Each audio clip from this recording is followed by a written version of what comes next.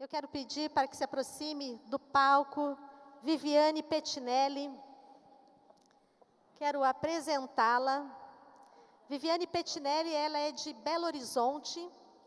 Ela é graduada em Ciências Econômicas, com formação complementar em Direito Público pela Universidade Federal de Minas Gerais, mestre e doutora em Ciência Política pela Universidade Federal de Minas Gerais e Universidade Harvard. É pós-doutora em Ciência Política e especialista em Políticas Públicas e Participação Social. Atua enquanto consultora de políticas públicas para o governo federal e consultora legislativa para câmaras municipal, assembleias legislativas e o Congresso Nacional. Integra a Rede Nacional Infância Protegida e a Rede Estadual de Ação pela Família de Minas Gerais. É embaixadora da Academia de Letras, Artes e Cultura do Brasil. Ufa!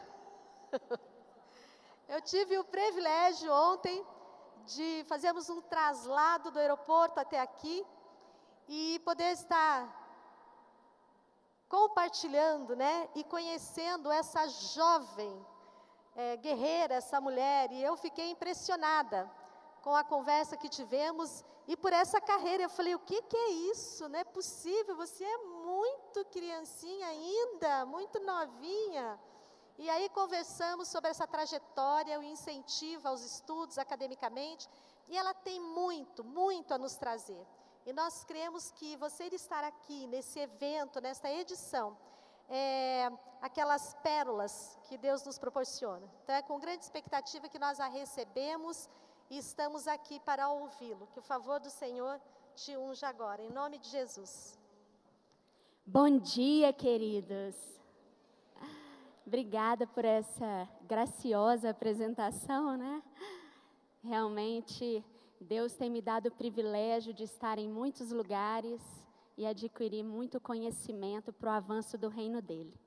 Então, fiquem à vontade para interagir comigo também ao longo do evento, Estarei com vocês hoje e amanhã, nessas duas plenárias, e numa sessão temática à tarde de amanhã também.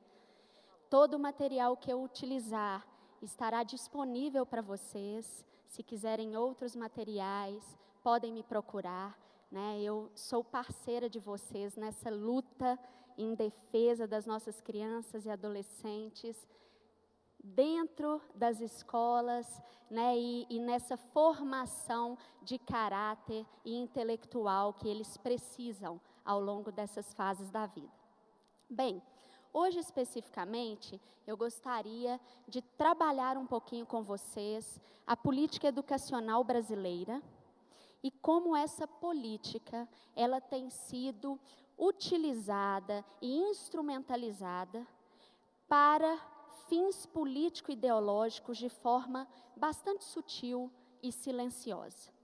E nós, enquanto cristãos, e vocês, enquanto educadores em escolas cristãs, nós precisamos entender como isso é feito, onde isso está, para que tenhamos estratégias e tenhamos também ações para combater e resistir essas tentativas, muitas vezes encobertas, de até mesmo nos usarem para propagar uma agenda política e ideológica que não é brasileira, mas mundial. Lá em 2 Pedro 1:21, há um texto que eu gosto muito de usar, porque quando ele foi escrito, ele estava justamente, Pedro, estava justamente se referindo ali a um processo e a um movimento silencioso de propagação de doutrinas, de formas de se pensar, de visões de mundo que eram completamente contrárias à palavra de Deus. E diz assim nesse texto, em alguns versículos: no passado surgiram falsos profetas no meio do povo, como também surgirão entre vocês falsos mestres. pessoas que têm um conhecimento, pessoas que se mostram confiantes, se mostram detentoras de um discurso atraente, um discurso que de fato, se nós não estivermos muito atentos, nós somos comprados por ele, nós somos completamente dominados por ele. E essas pessoas, elas introduzem heresias que são destruidoras. E muitas vezes nós não percebemos essas heresias, chegando a negar o soberano que as resgatou, trazendo sobre si mesmos repentina destruição. Muitos seguirão e têm seguido os caminhos vergonhosos desses homens. Hoje, nós temos muitos cristãos, muitos educadores cristãos, que têm eles mesmos, enganados, promovido uma agenda de destruição na formação do caráter e na formação intelectual das nossas crianças e adolescentes. Muitos, seguindo, difamarão o caminho da verdade. Enganados, difamam o próprio evangelho, difamam os fundamentos de uma educação cristã por princípios, como a defendida aqui. E é isso que nós temos observado hoje no Brasil e no mundo. Ao final é muito interessante porque usa uma palavra que é a palavra-chave na política de educação hoje. Diz, prometendo-lhes liberdade. Essa é a palavra da moda, liberdade. Os nossos alunos precisam ser livres para aprender sozinhos, para construir sozinhos o próprio conhecimento. Os nossos alunos precisam ser livres para experimentar tudo o que eles quiserem. E os professores assumem um papel de mediador em sala de aula. Eu proporciono experiências e os alunos, então, experimentam. Eles são livres para escolherem, para optarem, para opinarem da forma como eles quiserem e bem entenderem. Essa revolução que nós chamamos, ela vem do século XVIII, XIX, e ontem o Roberto, ele já introduziu para a gente um dualismo que vai marcar essa época, que é justamente, de um lado, um pensamento que nós vamos chamar aqui de liberal, que nasce com princípios cristãos, mas já se desvirtuou em muito nos dias de hoje, mas nasce assim. E um outro modo de pensar, um outro paradigma, que nós chamamos de socialismo ou marxismo, porque ele é cunhado, né, em uma de suas vertentes, por Karl Marx, né, e também o Engels, né, que era um intelectual parceiro de Marx. E essas duas correntes de pensamento, elas vão disputar a academia, elas vão disputar os cursos, né, de graduação nas universidades, a partir do início do século XX. O marxismo, ele vai ser fortemente levado adiante por uma escola chamada Escola de Frankfurt, que nasce em Frankfurt, na Alemanha, mas logo que o nazismo se instala no país, migra para os Estados Unidos. E a Escola de Frankfurt, ela é inaugurada entre Nova York e Boston, em Colômbia, na Universidade de Colômbia.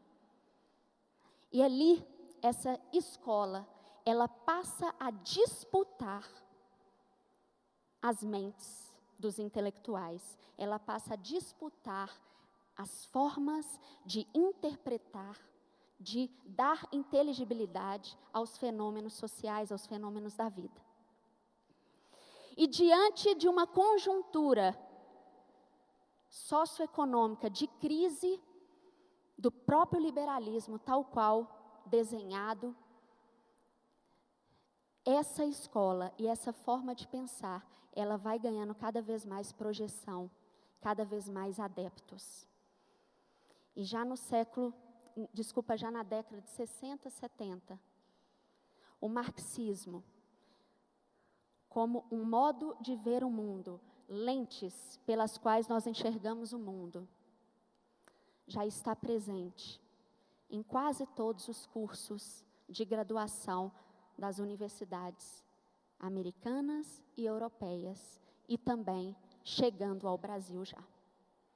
No Brasil, ele é recepcionado de uma forma acrítica na área de educação.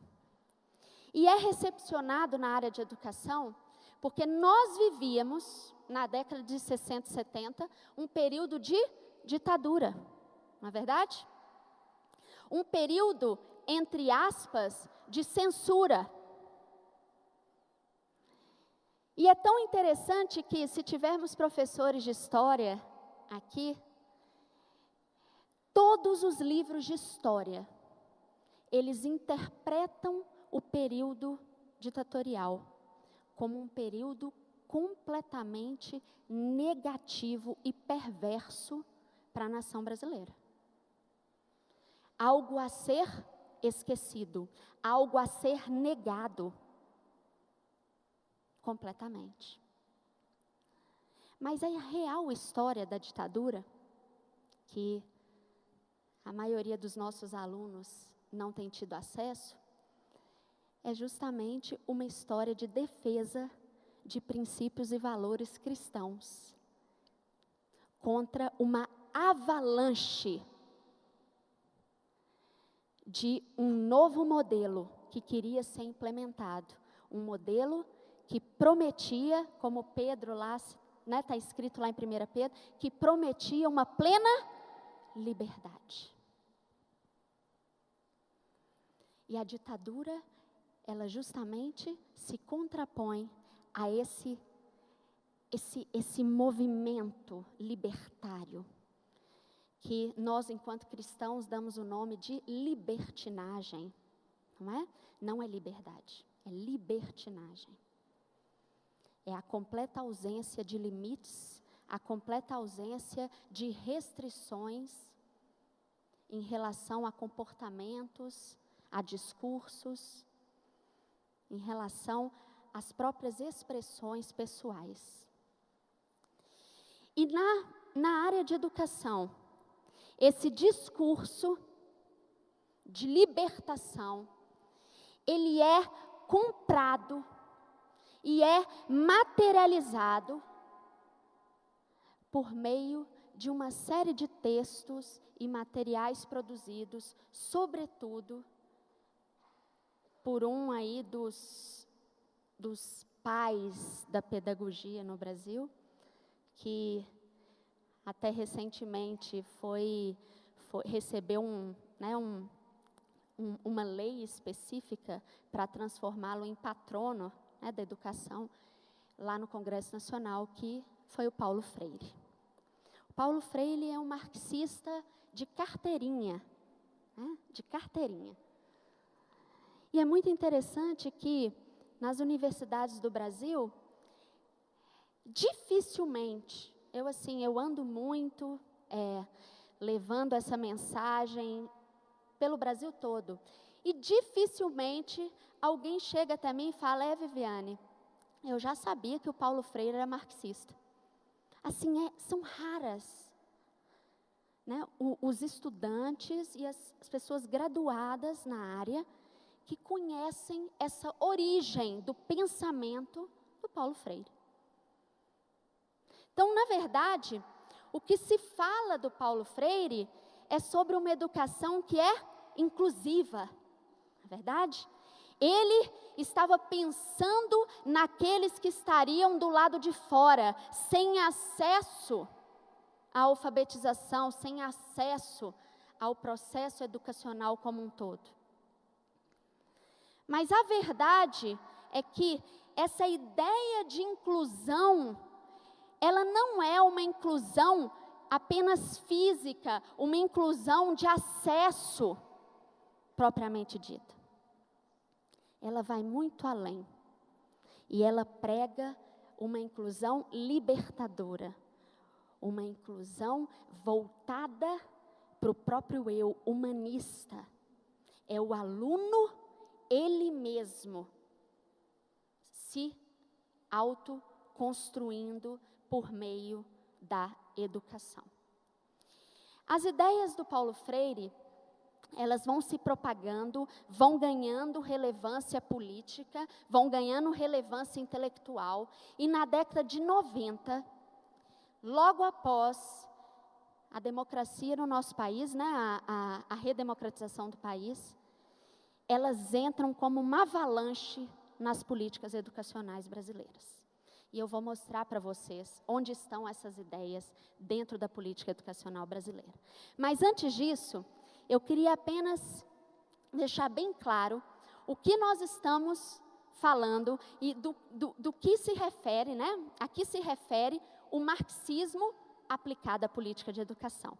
Então, eu fiz um quadrinho comparativo, né, para que a gente tenha em mente o que realmente essa ideologia ela prega e como ela se transfere e se materializa em princípios educacionais, para que a gente, ao pegar um material, ao pegar uma normativa, ao pegar a Base Nacional Curricular, nós possamos reconhecer que visão é essa que está por trás da política educacional brasileira. E, sem dúvida alguma, não é a visão cristã de educação, em nada. Então, para o marxismo, o homem, ele é o sujeito da sua própria história. O marxismo é uma ideologia ateísta. Não existe Deus. Deus não faz parte da história da humanidade.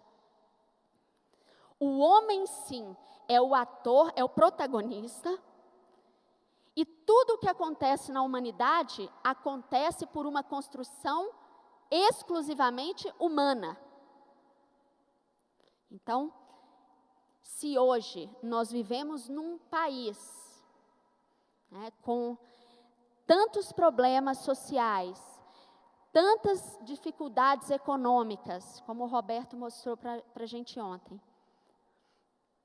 a culpa é exclusivamente do homem, né? E não há nenhum tipo de solução para além do homem mesmo para esse processo. Então, nós não poderíamos clamar a Deus por sabedoria e orientação, nós não teríamos acesso a um Deus que nos ajudaria a mudar a história. Como é isso no processo educacional, na política de educação? Se somos sujeitos da história, na sala de aula, o sujeito do aprendizado, aquele que constrói e desenvolve o próprio aprendizado, é o aluno. Então, o papel do professor é um papel de coadjuvante. É um papel simplesmente de facilitador desse processo. O professor, ele não ensina de fato. Ele disponibiliza a informação. Né? Ele expõe os fatos. Ele expõe as constatações científicas e hoje ele tem exposto muito a sua própria opinião dentro de sala de aula. E é o aluno que constrói o seu aprendizado. É o aluno que se faz um sujeito ativo neste processo. Segunda característica do marxismo, um relativismo moral absurdo. Não há verdade. A verdade, ela é construída por cada um de nós. Ela é opinativa.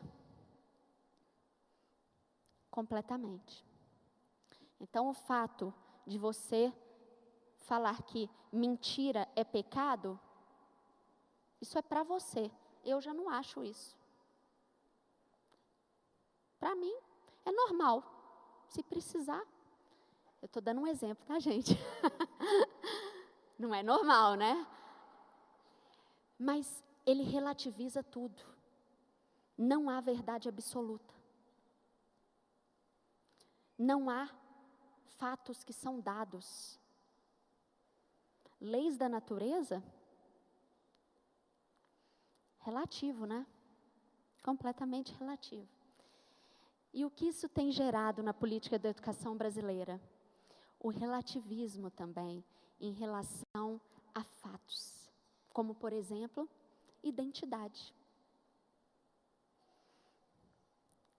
Todos aqui, ao me olharem, têm absoluta certeza que eu sou mulher, não tem? Absoluta certeza. Mas se eu estou num ambiente em que o que eu observo, por mais óbvio que seja, pode ser relativizado, eu posso chegar aqui para vocês e falar assim, olha, eu sou homem e meu nome é Vitor. Todo mundo está vendo que eu sou mulher. Certo? Mas é o relativismo aplicado, inclusive, àquilo que é óbvio, inegável, indiscutível. Eu sou mulher no Brasil, na China, nos Estados Unidos, na África do Sul, na Islândia, em qualquer lugar. Onde eu chegar, todo mundo vai falar que eu sou mulher. Certo? Não é cultural, ou é? Não. Não é uma construção social. É fato. Mas o relativismo, ele possibilita tudo isso. Essa valorização de uma diversidade que não é a diversidade objetiva criada por Deus, porque Deus é que criou a diversidade. Se nós olharmos uns para os outros, nós veremos que ninguém é igual ao outro. Deus, ele criou diversidade. Ele não fez bilhões de seres humanos, trilhões, né, não sei qual seria essa contagem, igual. Todos somos diferentes. Cada um tem uma digital. Mas a diversidade criada por Deus na natureza, em relação à sua criação, ela é objetiva, ela é material, ela é palpável, ela é óbvia. Não é essa diversidade que o marxismo propõe. O marxismo propõe uma diversidade que é subjetiva. E ela passa por cima da objetividade. Não importa se materialmente você é A. Subjetivamente, você pode ser B, C, Z, Q, mais, I, P, e todas as siglas aí que a gente tem hoje. Terceira característica, o marxismo prega uma liberdade irrestrita em nome da igualdade. Então, para sermos iguais, todos temos que ser livres. Regras, não. Restrições que favoreçam a responsabilidade, não. Você pode ser irresponsável. Você pode fazer o que quiser. E é muito interessante, porque quando nós aplicamos esse discurso comparativamente ao ambiente de sala de aula, a gente explica a violência nas salas de aula do Brasil. Que regra? Regra? Eu faço o que eu quiser aqui. Se eu não me sentir confortável, se eu achar que a professora está falando alto comigo, eu faço o que eu quiser. Eu jogo a carteira nela, eu avanço nela. O que eu quiser.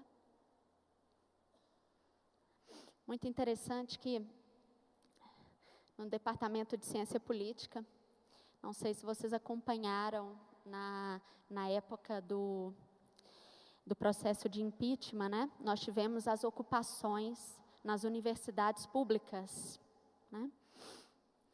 Crime. Mas por que usar o nome de ocupação e não invasão? Para ninguém achar que é crime, né? Porque se eu falar invasão, todo mundo sabe que é crime, certo? Então, nós tivemos abre aspas, ocupações, fecha aspas, as invasões nas universidades. A Dani está aqui, né? Eu acho que você vai lembrar. No nosso prédio lá da Fafiche, nós tivemos depredações horríveis. Os alunos picharam as paredes da sala dos professores com frases de xingamentos, palavrões. Por quê? Porque a universidade é deles, né, gente? Afinal, que regra? Eu faço o que eu quero, né? E eu me lembro que quando terminou o processo e os professores ficaram chocados, né, com aquilo que tinha acontecido. A gente teve uma reunião e eu me lembro bem de expor para eles o que eles estavam ensinando e propagando enquanto modelo de aluno e modelo educacional. E foi para eles assim um choque. Levou-os a refletir muito. Até que ponto eu mesma estou criando a bagunça? Porque, de fato, nós estamos criando a bagunça. A política brasileira para a área de educação está criando, está fomentando, está multiplicando o caos dia após dia. E de forma completamente manipulada e sem saber, por grupos ideologicamente, politicamente motivados. Essa educação que emancipa, que liberta, que problematiza tudo, é o que está sendo ensinado. Quarta característica do marxismo: o culto à autoexpressão. Eu sou o sujeito, eu sei, eu opino, o que eu falo está certo. Você pode até discordar, podem até haver constatações científicas, não importa. Eu sei o que eu estou falando. E isso tem gerado um aprendizado que a gente vai ver por experiência. Tudo o aluno tem que experimentar. Tudo. Inclusive a diversidade ele tem que experimentar. Lá em Belo Horizonte, a rede de ação pela família, que eu faço parte e coordeno, em alguma medida, a parte de conteúdo que a gente gera, tem recebido dezenas e mais dezenas de denúncias em relação a escolas, inclusive particulares e confessionais,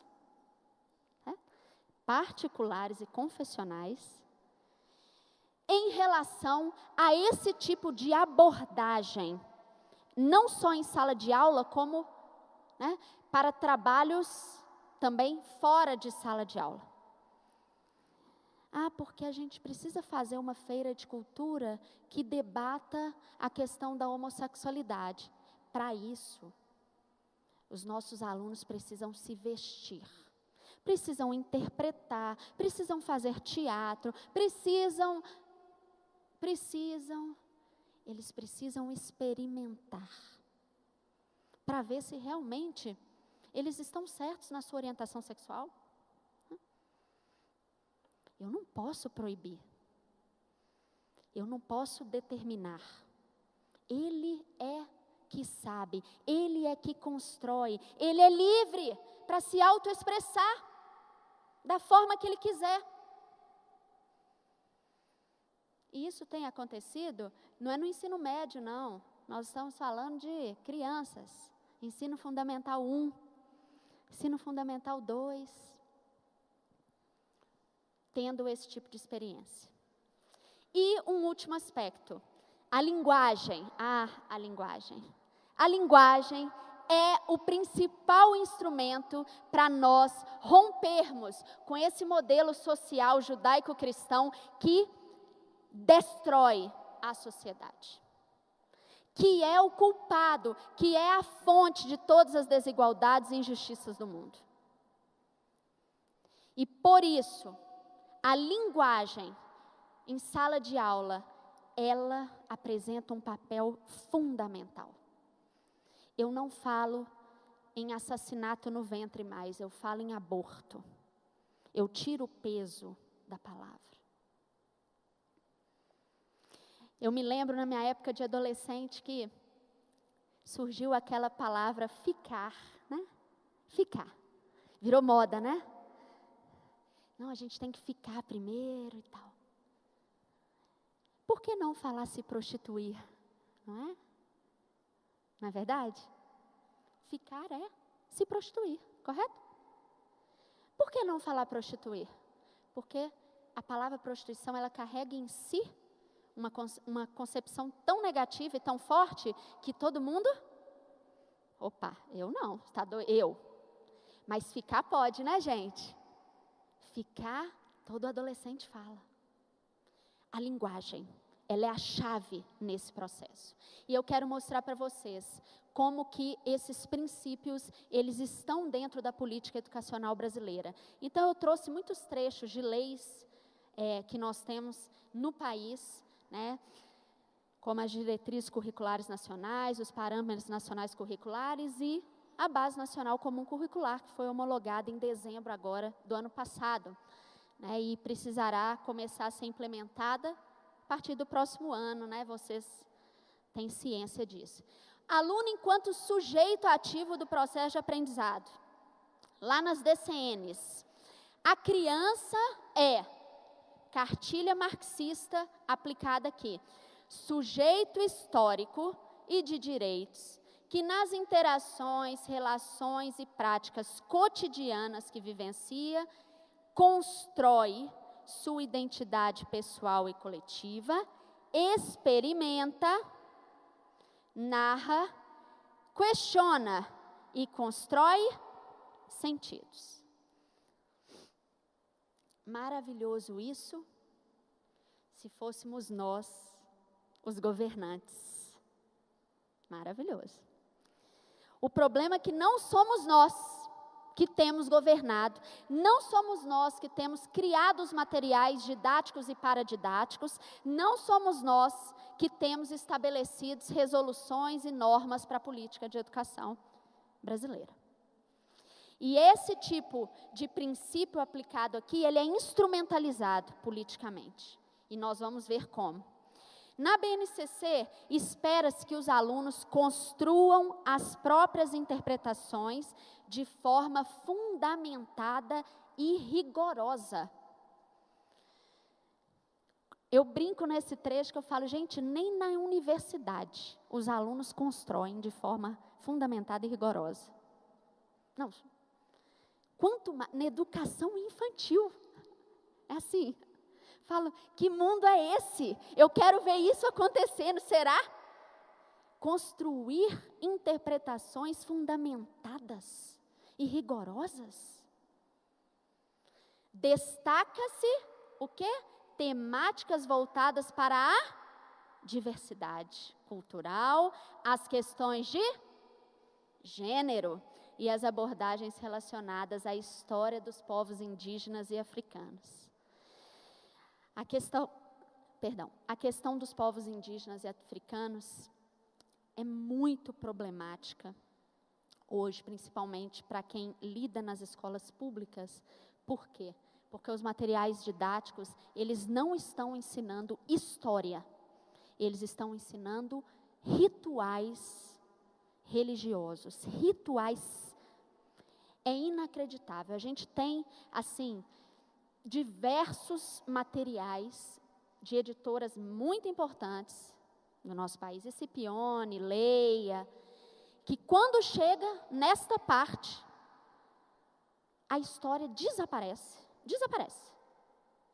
E vem lá a questão toda da religiosidade. Aí tem os rituais, ensina os rituais, tem músicas para que as crianças cantem, invocando aqueles espíritos. É algo assim, assustador. Já saiu completamente, né, do objetivo em si. Por quê? Porque foi capturado por movimentos que são ideológicos, que são políticos, que não querem ensinar a história, eles querem transformar um modelo social. É isso. Eles não estão preocupados com a colonização portuguesa, com o massacre dos índios, não é isso. Eles estão preocupados em transformar uma sociedade, a forma como ela pensa, a forma como ela age, a forma como ela se expressa e cria. Esse é o objetivo. O segundo princípio, relativismo científico e valorização da diversidade. E aqui a gente encontra todas as brechas relacionadas ao ensino do que nós chamamos de ideologia de gênero. A ideologia de gênero, ela é uma corrente dentro desse guarda-chuva que nós chamamos de marxismo. E ela vai pregar justamente que o fato biológico de eu ser homem ou mulher, genético, XX, XY, não determina a minha identidade pessoal. Então, nós teríamos uma identidade sexual, biologicamente determinada, que é desvinculada de uma identidade pessoal, que é individualmente construída.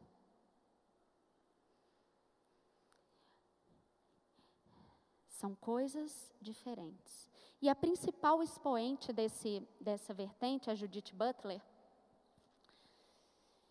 meu Deus, ela tem frases que são de assustar, de tamanha loucura. Assim, não sei se vocês souberam, mas ela veio ao Brasil, aqui em São Paulo, né? E ela foi na UFMG, visitou o meu departamento. A esposa dela é que falou lá no nosso departamento, então ninguém sabia que ela estava indo, né? Não foi divulgado, porque senão na UFMG também teria tido algum tipo de manifestação. Infelizmente, eu estava viajando nos dias, porque teria sido muito proveitoso conversar com ela. Muito. Perdi a oportunidade, infelizmente. Mas ela vai pregar com todas as letras que a própria mulher, as mulheres, olhem para si mesmas aí. As mulheres são construções linguísticas. Sim. Só existe mulher porque alguém criou a palavra mulher. Pode rir, gente, porque é isso mesmo. É assim. É nesse nível de insanidade, tá? É nesse nível. Então, se a gente desconstruir a palavra mulher, o que é mulher? O conceito de mulher? A gente desconstrói, então, essa diferença entre homem e mulher. Mas e Judite? E as nossas características físicas, né? Isso para ela não importa. Por quê? Porque a identidade é construída individualmente, independente de você ter, né, um órgão genital masculino ou feminino. De você ter uma genética feminina ou masculina. Não importa. Não sei se vocês acompanham os esportes, a gente estava falando de esportes ontem, mas o maior pontuador do campeonato feminino, da Liga Feminina de Vôlei, é homem, não é verdade? Transgênero, Tiffany.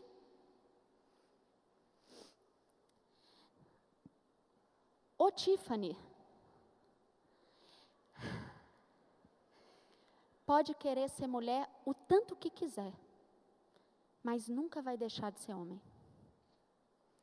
Nunca.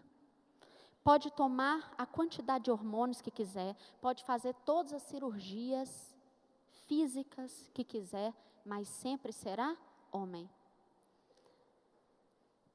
Simples. Foi o maior pontuador por causa disso. Sempre. Sempre será o maior pontuador. A força que tem, a estrutura física que tem. Por que então não joga com homens? Nós temos não só o caso dele, mas nós temos lutador de UFC transgênero também. E aquela maior lutadora de UFC, eu particularmente não gosto, mas acompanho por causa dessa discussão, a Ronda, né, que fez até filmes, ela se recusou a lutar com um homem que se diz mulher, que é transgênero, feminino, e outra lutadora aceitou disputar o cinturão com esse. A luta durou 4 segundos. 4 segundos. No primeiro golpe deste homem que se acha mulher, ele estourou a cabeça da lutadora. Teve um corte aqui em cima de não sei quantas dezenas de pontos. Em 4 segundos. Ele vai ser mulher algum dia? Não. Quer se achar mulher e se identificar com mulher? Sim, mas lute com o homem, se achando mulher. Porque o corpo é de homem. Então a ideologia de gênero, ela traz essas distorções óbvias. E se justifica de forma emotiva. Ah, coitado. Né? Mas ele não se vê como homem. E esquece que essa confusão de identidade, ela é uma doença catalogada pelo DSM-I, tanto da área de psiquiatria como de medicina, propriamente dita, e de psicologia, como transtorno de identidade, que é tratável. Mas nós não queremos tratar. É como se nós passássemos a encarar o câncer como algo natural. Tem câncer? Ah, não acontece não. Tem confusão de identidade? Pelo contrário, vamos investir em hormônio para realmente mudar a estrutura física, mudar parte dela, né? Vamos investir em nome social, vamos investir em banheiros que possibilitem a entrada de transgêneros, vamos investir em políticas que tragam direitos a esta população, que não deixa de ser homem e mulher, já tem direitos. Então é isso, essas distorções que o marxismo traz. Olha para a área de educação, na Base Nacional Comum Curricular. Significa assumir uma visão plural, singular e integral da criança, do adolescente e do adulto, e promover uma educação voltada ao seu acolhimento, reconhecimento e desenvolvimento pleno nas suas singularidades e nas suas diversidades. Além disso, a escola deve fortalecer na prática coercitiva de não discriminação, não preconceito e respeito às diferenças e diversidades. Claro, nós, enquanto cristãos, nós somos os primeiros a amar e respeitar. Não significa que aceitamos, não significa que valorizamos, não significa que promovemos. E o que nós temos na política de educação hoje é valorização e promoção daquilo que não é natural, daquilo que é doentio, daquilo que precisa ser tratado. Como se assim não fosse, como se fosse liberdade de se autoexpressar. Continua a BNCC, exercitar o diálogo, a empatia, a resolução de conflitos, cooperação, fazendo respeitar e promovendo o respeito ao outro e aos direitos humanos. com acolhimento e valorização da diversidade de indivíduos. Cuidado com esta expressão hoje, direitos humanos. Cuidado. Nós não estamos falando mais de direitos objetivos. A vida, a liberdade, a igualdade, ao acesso. Não é isso que nós estamos falando. Os direitos humanos hoje, eles tratam de direitos subjetivos, direitos sexuais e reprodutivos. Isso é direitos humanos hoje. Então, ao ler direitos humanos, cuidado. Nós estamos falando de gênero, nós estamos falando de promoção da agenda LGBTQI, GAP e mais. Agora é mais, né, a sigla, porque são tantos. É disso que nós estamos falando. Interpretar e expressar sentimentos, crenças e dúvidas com relação a si mesmo, aos outros e às diferentes culturas, com base nos instrumentos de investigação das ciências humanas, promovendo o acolhimento e a valorização da diversidade de indivíduos. Mais uma vez, não confie nas ciências humanas. Eu sou fruto de 10 anos das ciências humanas. Precisei ficar 4 anos fora da universidade para minha mente ser transformada pela misericórdia de Deus. Deus me arrancou. Falou, chega, vou te transformar. Você vai entender agora o que é o cristianismo aplicado à ciência política e às políticas públicas. E aí depois Deus me permitiu voltar novamente, com outra mente. As ciências humanas são ateístas, são secularistas, e todas as suas teorias estão completamente contaminadas e baseadas no marxismo. Não salva nada. Então, quando tivermos as ciências humanas, cuidado. Vejam, história do 5º ano na BNCC, habilidades que precisam ser desenvolvidas. Associar a noção de cidadania com princípios de respeito à diversidade, à pluralidade e aos direitos humanos. Novamente, diversidade, pluralidade, direitos humanos, inclusão, democracia. Diversidade, pluralidade, direitos humanos, inclusão, democracia. Acredito que vocês têm lido e ouvido essas palavras incessantemente, repetidamente. Porque esse é o mote do marxismo. Nós estamos aqui em nome de todos. Nós amamos todos. Nós queremos que todos participem. Nós queremos uma nação que haja plena liberdade e direitos para todos. Mas para isso, a gente precisa transformar. Porque existe um modelo aí, cristão, que não compra muito bem esse discurso, não. E aí a gente precisa manipular o discurso, para que ele se torne atraente também para os cristãos, também para o povo de Deus. Ciências 8º ano, selecionar argumentos que evidenciem as múltiplas dimensões da sexualidade humana. E que interessante, porque os materiais didáticos, eles já têm aplicado isso há anos, há décadas, desde a década de 90. E é interessante que quando a ciência biológica não tem o argumento, eles vão lá nas ciências humanas, ideológica, política, e traz os argumentos. E é muito interessante que nos materiais didáticos, nessa seção de sexualidade, você encontra, muitas interpretações teórico-normativas das ciências humanas que são ideológicas. Por quê? Porque a ciência biológica, ela nega esse discurso. Ela nega esse discurso.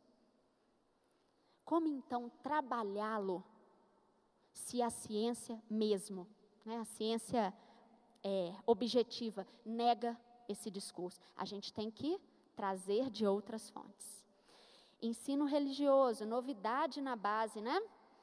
Habilidades, reconhecer e respeitar as características físicas e subjetivas de cada um.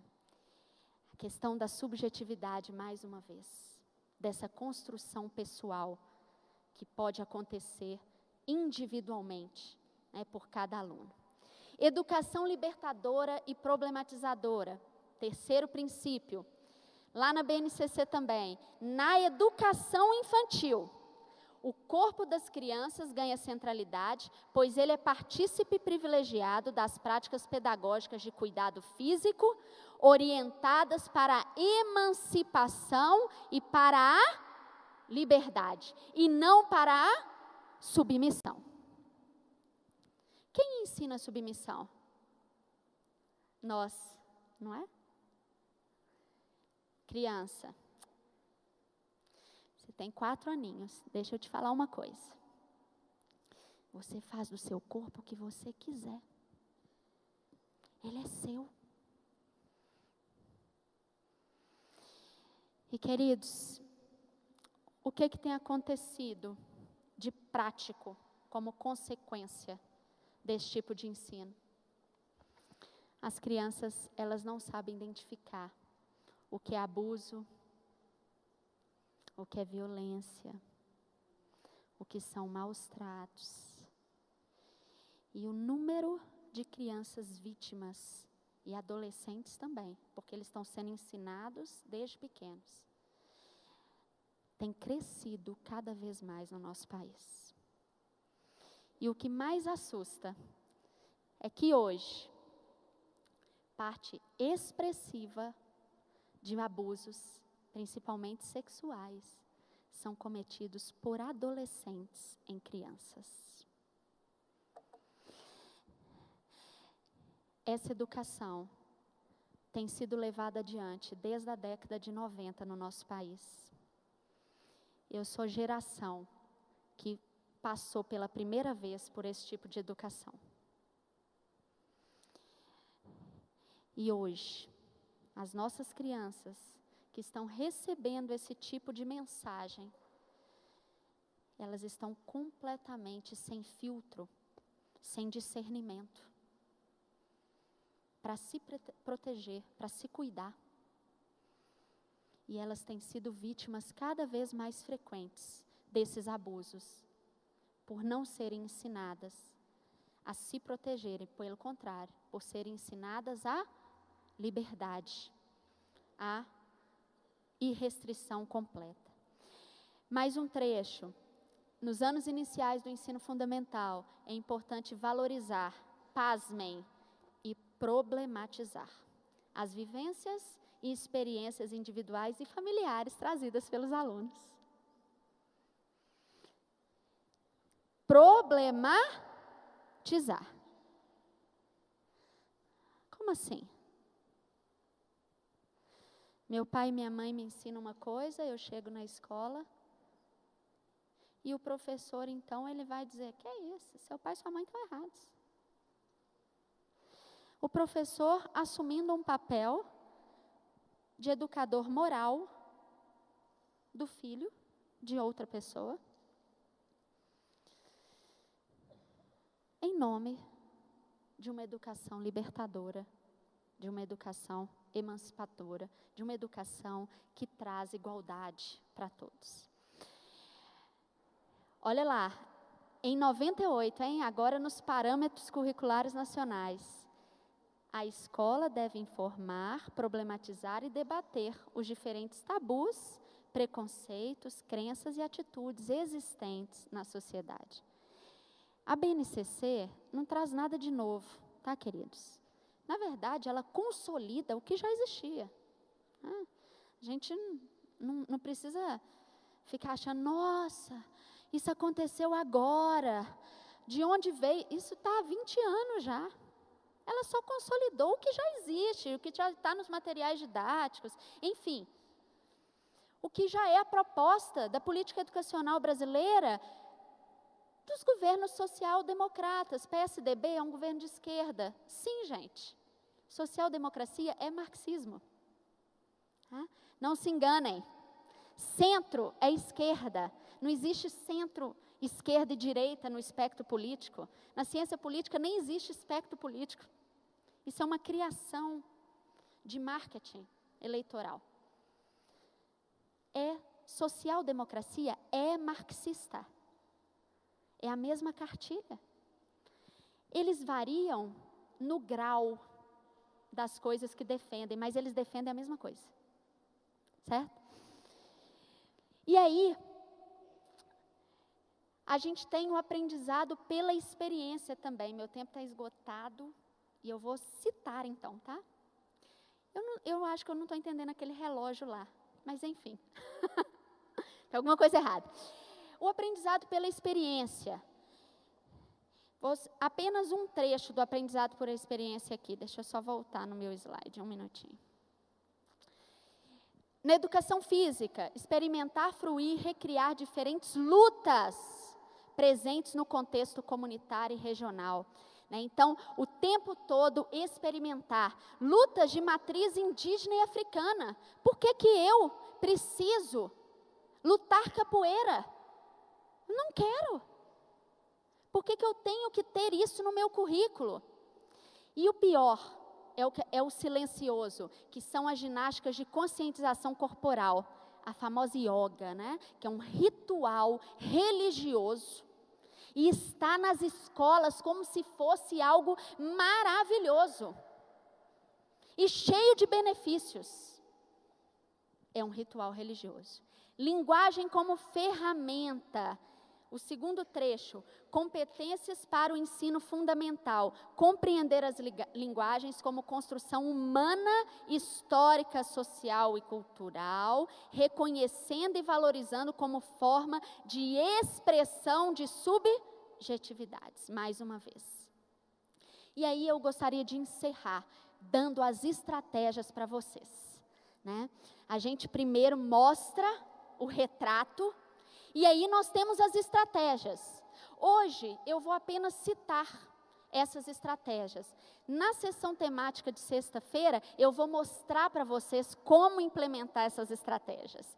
Que aí vai ser exclusivamente sobre a base. Cumprir o ordenamento jurídico brasileiro. As leis do nosso país, elas nos protegem, elas nos favorecem. Nós precisamos nos apropriar dessas leis e nos defender com elas, como se elas fossem um escudo. Se vierem contra nós, nós vamos usar essas leis. A Constituição, o ECA, a Convenção Americana de Direitos Humanos, que é recepcionada no nosso país. E aí, queridos, eu acredito que vocês estejam recebendo muito, né, podem ter casos da questão do nome social, né, que é uma portaria do MEC, assinada recentemente, né, neste ano, válida para vocês, certo? Aplicada a toda e qualquer escola, seja ela pública ou particular, né, e com duas regras básicas. Os alunos menores de 18 podem solicitar o nome social por meio de seus representantes legais. Isso é o que está escrito, certo? Viviane, como lidar com isso? Bem, nós temos que cumprir a lei, correto? Nós não vamos, se chegarem até nós e nós descumprirmos, nós podemos ser ali, né? Eles podem entrar com uma ação judicial, virar um caso, inclusive, midiático, de muita exposição, e não ficar legal. O que a gente tem sugerido quando isso acontece? Primeiro, o diálogo. Eu acho que, né, vocês estão acostumados com essa estratégia. E nesse diálogo, expor para aqueles pais as consequências da adoção de um nome social. Eu não vou entrar no mérito, mas vou deixar disponível para vocês todos os argumentos, ok? Quando nós entramos nas consequências, as experiências que eu tenho ouvido é que quase todos voltam atrás. Quase todos. Então, a chance de sucesso é grande. Né? Então, quando a gente mostra para o pai, para a mãe, que existe ali um problema relacionado à adoção de um nome social, e que esta questão do nome social por si só já é consequência de um transtorno, de uma confusão de identidade, que é tratável, e os dados são excepcionais nesse sentido. A Associação de Pediatras Norte-Americana fez um levantamento que mostra que, ao longo da puberdade, quem tem transtorno de gênero e quer adotar nome social, né, quer ter qualquer tipo de ação nesse sentido, dentre os meninos, 98% passam pela puberdade de forma a se recuperar desse transtorno naturalmente, sem até precisar de intervenção psicológica. E das meninas, 88%. Ou seja, devido a essa influência forte da escola, que tem provocado esse tipo de transtorno, e claro, tem fatores biológicos associados também, com questões hormonais, enfim. Os adolescentes, eles se recuperam do transtorno de forma, inclusive, natural. Então, é bom falar para os pais, é bom ter os argumentos. Olha, por que não buscar ajuda? Por que não, né, ver o que está acontecendo? Tem implicações, enfim. Segunda estratégia, nós temos o direito de objeção de consciência. E vocês têm assinado, né, no estatuto de vocês, a confessionalidade da escola, exposta ali. Então, usem disso. Por exemplo, eu não vou ensinar para os meus alunos a não submissão. Vou. Objeção de consciência. Eu não vou problematizar o que se vive em casa. Pelo contrário, eu vou valorizar a família, eu vou trazer a importância da família para dentro de sala de aula. Objeção de consciência. Terceira estratégia, você usar da ciência para reinterpretar esses conteúdos. Então, se vier algum tipo de normativa, algum tipo de material que vá contra a ciência biológica, que vá contra a palavra de Deus, se apegue à ciência biológica. Por quê? Porque a ciência, quando não enviesada, quando não politicamente instrumentalizada, ela confirma a palavra de Deus. Sempre. Agora, se for, lógico, enviesada, e se houver má fé, ela vai trazer, claro, outras constatações, porque eu, como cientista, sei. Se eu quiser manipular dados, se eu quiser manipular metodologia, a gente manipula para o resultado que a gente quer.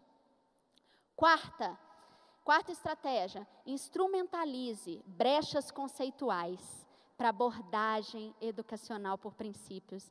O que é cidadania para nós?